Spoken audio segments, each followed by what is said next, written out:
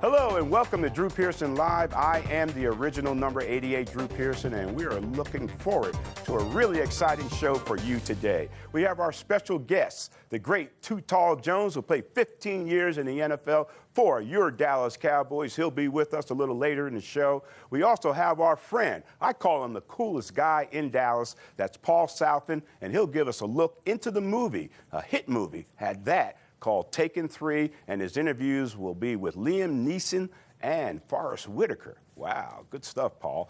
And later in the show, we'll have Denise Cullors and Richard Baker, and they're from the Living for Zachary Foundation, and they'll talk about all the great things they got coming up, including their gala on February 28th. We also have in our Chillin' and Grillin' segment, the chef from Shuck and Jive. That's Oscar Serrano, and he's going to be joining us, and he's going to cook up something special. If you're looking for a spicy Cajun dish, you better stay tuned because Oscar's going to do that for you today. But first, how about them Cowboys? Great season, much better than anyone expected, and a playoff win to boot. I'm sure all of you were unhappy about the way the game ended up there in Green Bay. There's no question in my mind Dez made that catch.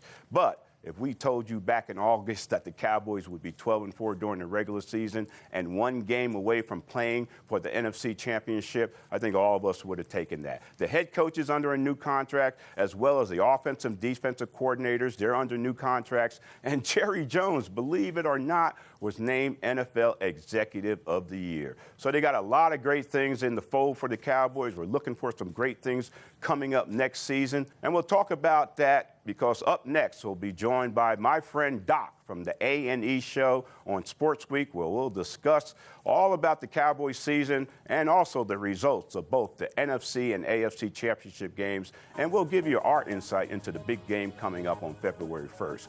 And it's all right here on Drew Pearson Live, and we'll be right back after this. Hut, hut!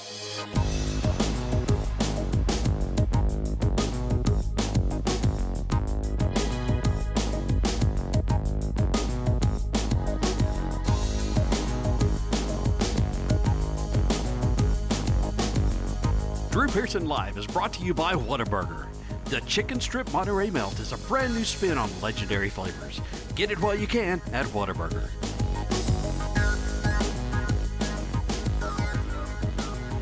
All right, welcome back to Drew Pearson Live. As I said on the top of the show, I'll be joined by my good friend Doc from the A&E show. And Doc, welcome to the show, man. How's it going? Good to see you again. Good to see you.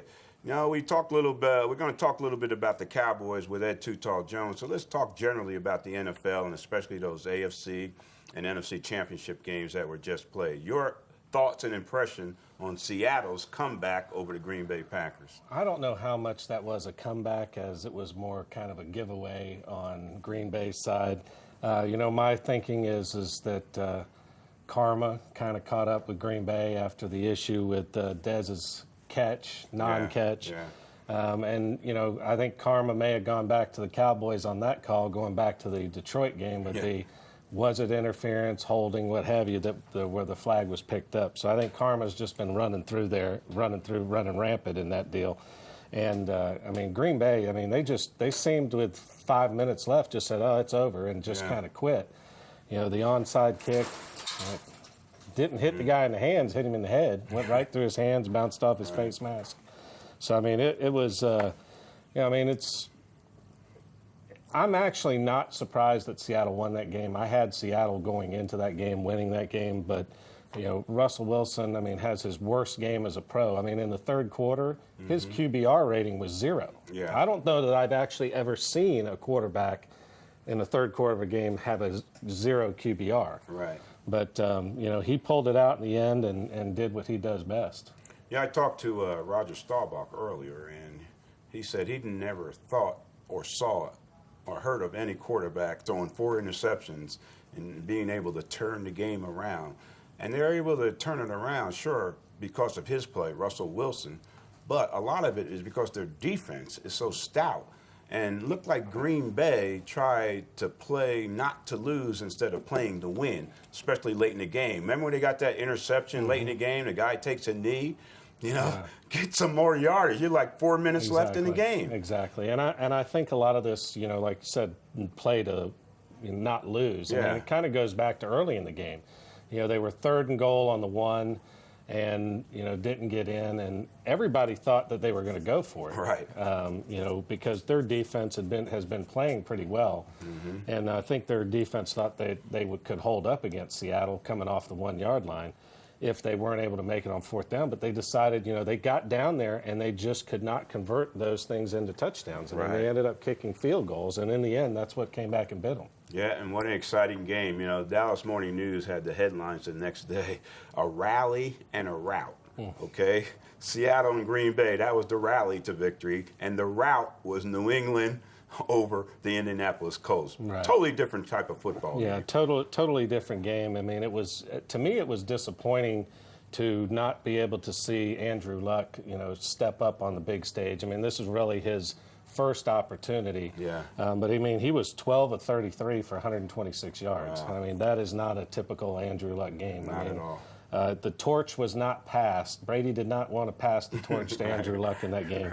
There's no question about it. And the New England defense played fantastic. Yeah.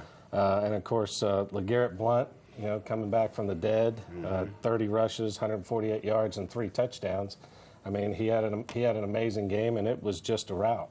Now, let me ask you a question, because we've all heard about the balls being deflated, such. And as a former wide receiver, is that a huge difference if a ball has 2 pounds less air in it? I think it is. As far as gripping the ball, especially in cold weather, it does make a difference. And, you know, to me, that type of ball is easier to catch, again, especially in cold weather. So I think it does make a difference. And that's why the NFL has a limit on how much air or how little air should be in that football. And the thing that amazes me, even if I don't know how New England could have deflated those balls on their own, because those balls are in the possession of the officials almost up until game time. And so they know when they throw a new ball out there, they could test it to feel that it has the right amount of air or not. So I think that was just something that, you know, will, because of New England, you know, Spygate and all that kind of stuff, Belichick pushing the envelope with trick plays and all that kind of stuff. I think it's simply because it's New England, they're making a big issue out of it. Yeah, and I kind of think so, too. I think going back to Spygate, I think that's why it's gotten as much press as it has. Quickly. I don't want to cut you off. No. Super Bowl, February 1st, you got the Patriots and the Seahawks. Who's your pick? New England. You got New England? New England -1.5. All right, and you think that running game will make a difference? LeGarrette Blount? Well, you know, I mean, Seattle's a little bit beaten up. I mean, you saw Richard Sherman out there. I mean, he was a one-arm bandit. Yeah. I mean, he basically had his left arm. He might as well had it in a sling. Yeah. So they're not coming in 100%. I don't think they're playing as well going. I don't think they're playing as well going into this game as New England is. And I kind of put Belichick as the key to winning that game. Yeah, well, I think it's going to be more of a defensive struggle. Everybody's predicting an offensive type of football game, but I think defense will win this one. And I'm going to pick New England, but we'll talk more about that big game on our next show coming up on Drew Pearson Live. And hey, we'll sit down with our friend, Mr. Ed Too Tall Jones. He's coming up next.